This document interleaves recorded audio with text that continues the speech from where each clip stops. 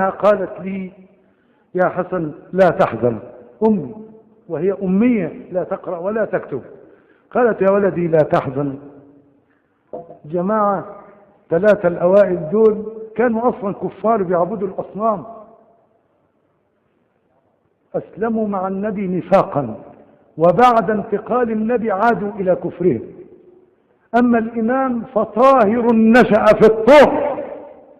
هذا كلام أمي. وجمعت إخوتي فيهم أحد العلماء أنا ربيته بعد وفاة الوالد، جمعتهم.